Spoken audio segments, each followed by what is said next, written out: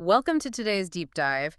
Think about the main call bell system in a really busy ward. Oh yeah, that sound just never leaves your head. Right. And, if a patient presses it and nobody answers, that single beep eventually turns into this chaotic symphony of alarms. But as healthcare professionals, we routinely ignore our own internal call bells. We really do. We just sort of silence those early warnings. I mean, the stiff neck, the shallow breathing, uh, the clenched jaw. We ignore it all until the body has absolutely no choice but to start shouting at us. Exactly. And today we're looking at a survival guide for those exact moments. We are diving into Dr. Fang Cheng Carr's book, Jom Mindful El Gym Now. Right. And specifically, we're focusing on a tool he calls the body scan and kindness. Yeah, so our mission here is pretty straightforward. If you are working a chaotic clinic shift in Malaysia, well, we want to help you discover a quick physical and mental refresh. And importantly, during those short, chaotic breaks, because Dr. Fang brings up this very real concept of semua sakit. Semua sakit. Literally everything hurts. Exactly. It is that feeling when the mental load of the shift physically sets up camp in your joints. Because stress isn't just, an abstract thought floating around in your mind. No, it is a full-on physiological event. Totally. When you are managing a crisis, your brain pumps out adrenaline, right? That. And your muscles literally contract to prepare for action. But the problem is we never actually tell those muscles to stand down. We don't. And that is exactly what the body scan does. It acts as that stand-down order. But I should clarify, it is not like a diagnostic ultrasound looking for mechanical faults. Oh, so you aren't hunting for a pathology to fix. Right, right. It is just a gentle mental scan. You observe your physical sensations with patience and, crucially, with zero judgment and total friendliness. Wait, friendliness? Because, if my shoulders are locked up around my ears after a really difficult case, my first instinct is pure frustration, not friendliness. And that makes total sense. Yeah. But that frustration actually triggers a secondary stress response. Oh, wow. So you are literally getting stressed about being stressed. Exactly. So scanning with kindness means you simply notice the tightness without any harsh judgment. You acknowledge it the exact same way you would acknowledge a patient's pain.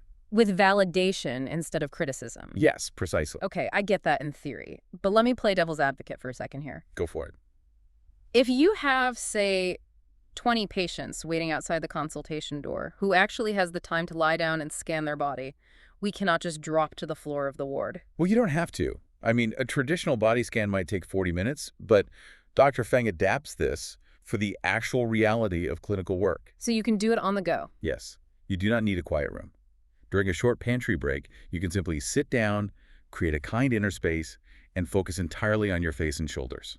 Why just the face and shoulders, though? Because they are basically the primary billboards for stress.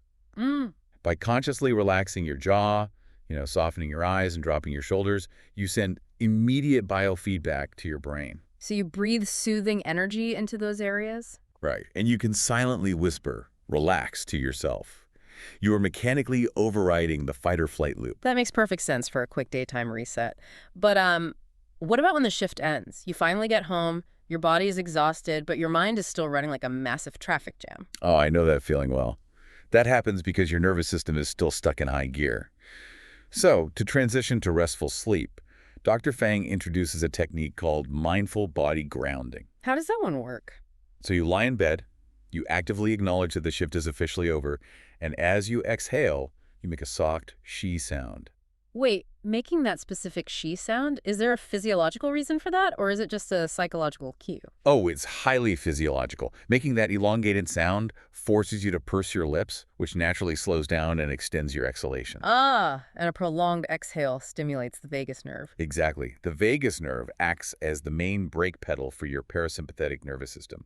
It actively lowers your heart rate and signals to your body that it is finally safe to rest. You are literally hacking your own physiology to tell your brain the emergency is over. That is incredible. It really is. So looking at the big picture here, we're taking away 3 core messages today. First, your clinical stress is held physically in the body. Right. And second, you must scan that tension with warmth and friendliness, never harsh judgment. And third, you do not need a whole hour. Even a brief 1-minute scan during a clinical break offers a powerful mental refresh. Which leads right to a practical challenge for you today. Yeah. On your very next break, even if you only have 60 seconds, try it. Sit down, do a quick face and shoulder scan, and breathe soothing energy into your attention. Definitely. Do not wait for your internal call bell to turn into a full-blown emergency. And I will leave you with this final thought for reflection today. If you spoke to your own tired body with the exact same compassion you offer your patients, how would you treat yourself differently right now?